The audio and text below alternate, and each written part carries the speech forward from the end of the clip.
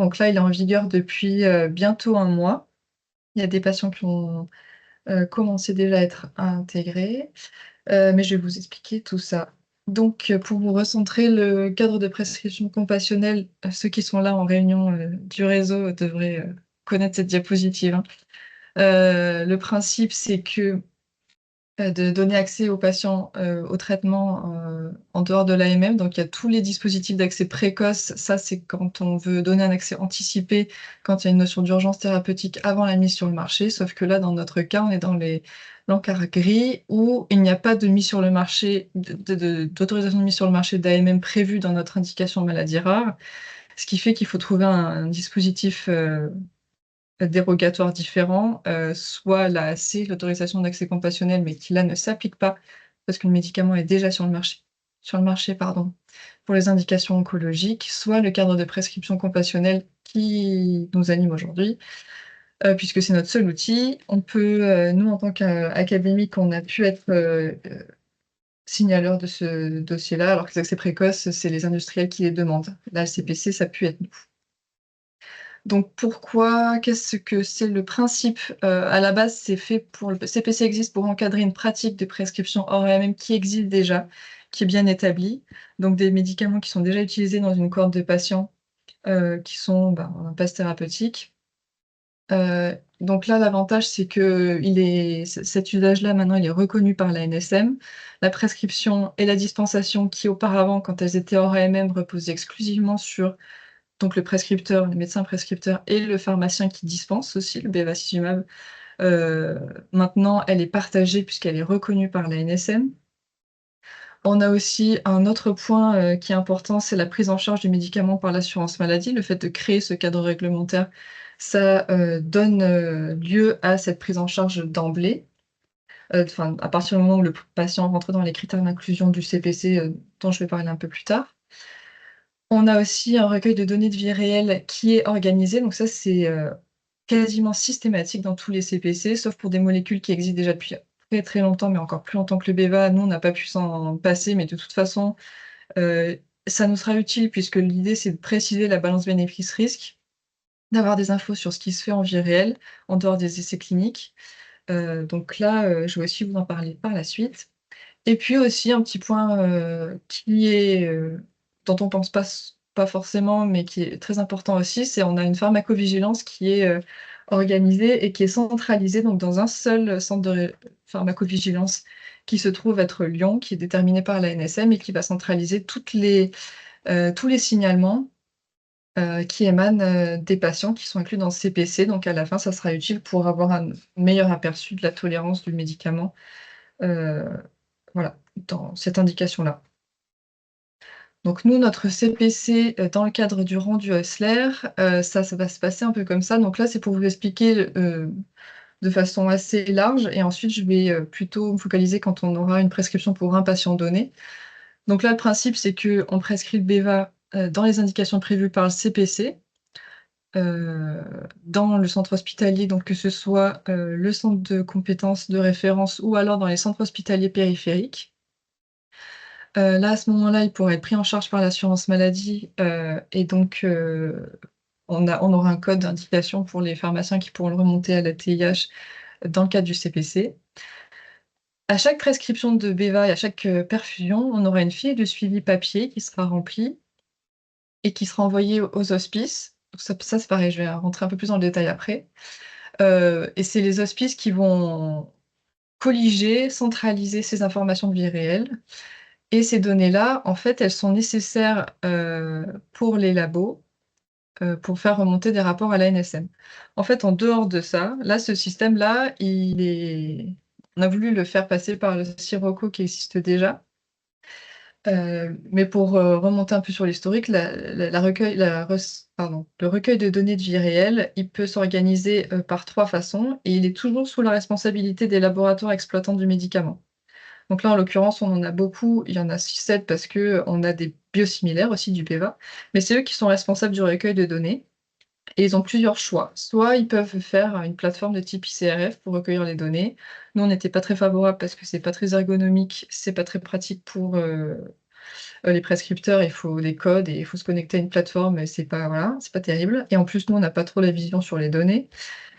Il y a la possibilité aussi d'utiliser la BNDMR, la Banque nationale de données maladies rares, qui a un module pour rentrer ce genre de données-là.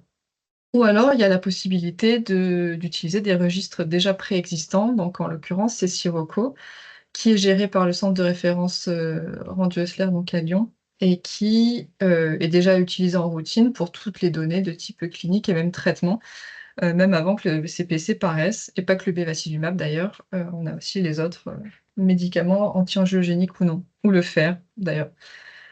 Donc là, l'idée, ce qui est d'ailleurs nouveau, ce qui est la première fois qu'un CPC utilise un registre spécifique à une pathologie, c'est qu'on a voulu pousser Sirocco pour que ce soit bien lui l'outil pour recueillir ces données-là. Ce qui nous autorise aussi à nous d'avoir, une, vision sur les données qui sont, recueillies. Donc c'est pour ça qu'il y a un transfert de données qui est fait entre les hospices et les laboratoires. C'est que les laboratoires, comme c'est eux qui sont, juridiquement responsables de ces données-là, ils doivent faire des rapports périodiques à l'ANSM et ça c'est écrit dans le enfin c'est la loi quoi. Ils doivent faire des rapports, donc nous on doit leur fournir les données de type, de façon périodique. Donc voilà. Hop. Donc en pratique, quand on a une prescription de Beva, chez un patient rendu Osler, donc on j là sur cette diapo, j'ai rappelé les indications du CPC, pour les centres de compétences qui sont là, aux réunions du réseau, vous les avez probablement déjà vus passer. C'est les indications aussi, les critères d'inclusion qui étaient, prévus dans les essais cliniques, pour le Beva. Donc c'est évidemment la maladie de Rendu-Osler confirmée par, au moins 3 critères de Curaçao, dans un centre de compétences ou dans un centre de référence. Et ensuite, il y a 2 possibilités, 2 volets, soit dans le cas de forme hépatique sévère avec un retentissement cardiaque, avec un index cardiaque supérieur aux limites qui sont précisées sur la diapositive en fonction des femmes et des hommes, associé à une dyspnée NYHA égale ou supérieure à 2, ou alors dans un deuxième cas, soit des formes hémorragiques sévères ORL et ou digestives liées à la maladie en justifiant des transfusions sanguines et ou perfusions de fer itératives. Et là, on est volontairement resté, suffisamment, enfin, pas trop précis pour laisser aussi l'appréciation du clinicien, du médecin, pardon, heu, pour savoir si son patient, se qualifie pour cette indication-là. Dans tous les cas, on s'adresse aux patients âgés de plus de 18 ans, on n'a pas du tout d'indication pédiatrique qui est prévue. De toute façon, j'ai pas l'impression qu'il y ait d'usage, qui soit associé. Dans les contre-indications, il y a rien de très nouveau, par rapport à l'AMM du BEVA. Et je voulais faire aussi un encart sur, la nécessité d'avoir un lien avec, la pharmacie à usage intérieur qui prépare et ou qui dispense le bevacizumab. Ça va dépendre des centres. De préciser que c'est important donc de préciser au pharmacien que le patient il est désormais inclus dans un CPC. On va aussi reparler du schéma posologique qui peut être différent, qui est différent des protocoles oncologiques, sachant qu'ils sont déjà eux, assez hétérogènes et puis, aussi de reparler des effets indésirables, puisque les laboratoires qui ont une, obligation de retourner vers l'ANSM ont insisté aussi, auprès de nous, de bien rappeler aux prescripteurs que, bah, la déclaration de pharmacovigilance, elle est toujours nécessaire et que ce soit hors AMM ou, dans un cadre de CPC ou dans l'AMM, voilà. C'est toujours nécessaire de déclarer. Donc ensuite, une fois que le patient, il a qualifié bien, il rentre dans les critères d'inclusion, il est nécessaire de l'informer, déjà, donc quand on était dans une prescription hors AMM, c'était déjà le cas, hein, du fait que la prescription, elle est non conforme à l'AMM, du fait qu'il y a des risques encourus, mais ça, c'est comme toutes les prescriptions. Et les contraintes et bénéfices susceptibles d'être apportés par ce médicament. Là, dans le cadre de ce CPC, on a 2 notes d'information, qui ont 2 visées différentes. On n'a pas, pu les en faire qu'une seule, avec les deux informations puisque la l'ANSM a refusé ou la CNIL, je ne sais plus lesquelles des 2. Donc la première, c'est une note d'info qui explique au patient le principe du cadre de prescription compassionnelle, le fait qu'il va les informations sur le médicament, c'est des trucs assez cliniques et l'autre note d'information, l'annexe 4 qui est à droite, ça sera plus sur le traitement des données personnelles, le fait que ces données vont être entrées dans un registre, un recueil de données, qu'elles seront recueillies, elles seront transmises aux laboratoires qui sont en charge du médicament et qui à la fin, vont être, produites à l'ANSM. Donc là, j'en ai pas trop parlé à la précédente réunion, mais c'est important de noter que ce sont des notes d'information, c'est pas des consentements. Parce que là, en l'occurrence, si le patient s'oppose à ces informations qui sont prévues dans ces notes d'information, il ne peut pas être inclus dans le CPC, c'est-à-dire qu'il peut pas recevoir le médicament dans le cadre du CPC. Et là, j'ai jamais fait l'expérience, mais à mon avis, il faudra qu'il reste prescrit hors AMM comme c'était le cas avant. C'est possible que ces données ne soient pas recueillies, mais dans ce cas, il sort du CPC. On va pas le laisser sans traitement, donc je pense qu'il faudrait qu'on le prescrive hors AMM, en dehors de tout cas et du coup, en dehors de tout recueil de données. Donc sur cette diapositive, j'ai juste rappelé la posologie comme elle est prévue dans le PUT. Donc ça, je vous ai pas encore vraiment parlé, mais plutôt à la fin, je pense. On a un document qui est en ligne sur le site de l'ANSM qui récapitule toutes ces informations-là. Je vous l'avais mis en pièce jointe de l'invitation pour aujourd'hui, mais je le mettrai aussi sur le site FAVA. C'est un document pardon, hop, je vous l'ouvrirai dans un deuxième temps, qui référence toutes les informations de type clinique, administrative, les obligations, les droits de toutes les parties prenantes, donc le patient, le médecin, les laboratoires, tout ça. Et donc qui reprécise aussi, en fait, c'est un peu comme le RCP, mais dans le cadre du CPC, qui reprécise aussi la posologie, la nécessité de suivre les taux résiduels plasmatiques, l'administration, s'il y a une interruption de traitement, reprendre par une nouvelle phase d'induction, voilà. Donc pour toute question, en fait, là, le fait de rentrer le patient dans le CPC, ça évite d'avoir à valider l'indication en RCP, ce qui était, parfois plus ou moins fait. Mais là, si le patient qualifie pour, dans les critères d'inclusion, il y a plus besoin de le valider, en RCP, sauf si le cas est border ou, s'il y a des questions particulières, s'il y a une difficulté de prise en charge. Là, évidemment, la RCP est toujours disponible et j'ai remis l'adresse mail sur le diapo. Voilà, juste pour vous dire aussi qu'on a fait un calendrier de suivi, heu, dans le cadre de CPC qui reprend aussi les données qu'on va demander dans le suivi et puis qui reprend, ce qui a été fait dans les essais cliniques. Et en fait, en routine, puisque là, je vais vous parler la fiche de suivi, la fiche de recueil qui a été élaborée par, l'équipe du centre de référence, en lien avec le labo dans un deuxième temps et l'ANSM. Et donc l'idée, ça c'était de recueillir des données qui sont recueillies dans le cadre du soin standard, de pas rajouter des critères et aussi de coller à ce qui est présent dans notre registre à nous. Donc il y a rien de très différent d'habitude, c'est juste que là, il va falloir, l'écrire, le poser à plat. Donc cette fiche de suivi, elle fait office de fiche d'initiation, de suivi et d'arrêt de traitement. Elle doit être remplie à chaque perfusion et communiquée au centre de référence, heu, où j'ai remis l'adresse sur la diapo. Donc, l'identification du patient, des données cliniques, biologiques, ça, c'est des choses qui sont déjà suivies en routine. Je vais pas trop m'attarder dessus, mais on pourra revenir dessus si vous avez besoin. Et puis, tout ce qui concerne le traitement, la date de la perfusion, la posologie, la spécialité et à la fin, la tolérance et puis savoir si le traitement a été arrêté ou non.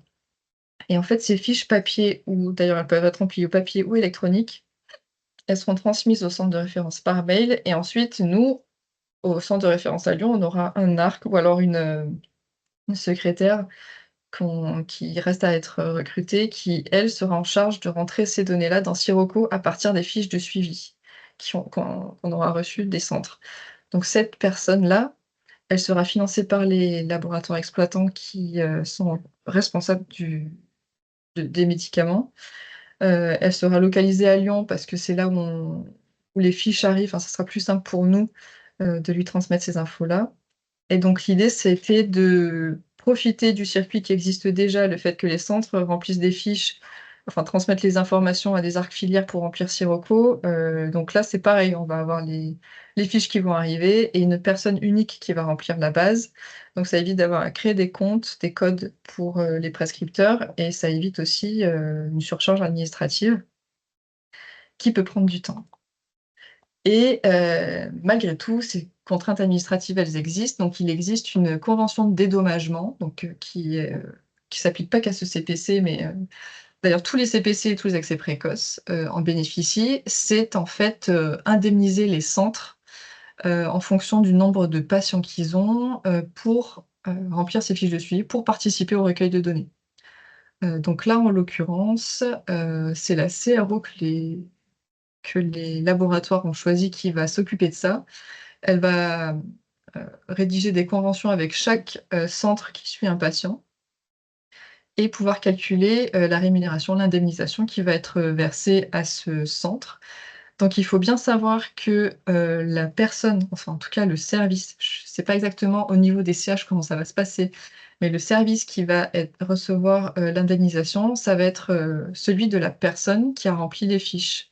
C'est-à-dire que là, le médecin prescripteur, si c'est le centre de compétences qui remplit ça, c'est le centre de compétences qui va avoir, l'indemnisation, et si c'est le centre périphérique, alors ça sera le centre périphérique. Donc l'idée, ça serait quand même de, coller au plus, enfin, le principe, c'est que l'indemnisation, elle soit versée à la personne qui, prend du temps pour remplir cette fiche. En pratique, je sais qu'on a eu ce genre de questions. Est-ce qu'il faut que ce soit, qui doit remplir cette fiche? Ça peut être le centre de compétences ou de référence, peu importe, ou le centre périphérique qui va perfuser le médicament. L'idée, nous, c'est qu'on ait les informations. Après que, ce soit, un patient qui soit suivi par le centre de compétences, mais qui fasse ses perfs ailleurs et que, en fait, l'organisation, elle va être différente pour beaucoup, beaucoup de régions et nous, peu importe. Tant qu'il y a un médecin qui suit le patient et qui remplit cette fiche, que ce soit au plus près ou au centre de compétences, c'est pas, enfin, c'est pas un problème.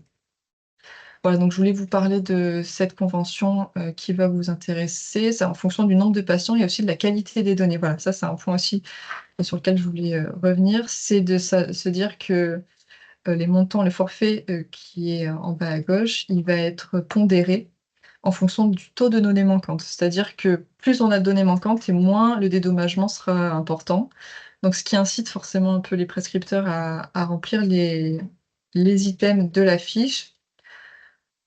On a fait attention à ce que, on ne soit pas considéré des données manquantes, des données qui ne seraient pas relevées à chaque perfusion ou alors qui ne sont juste pas renseignées parce qu'elles n'existent pas.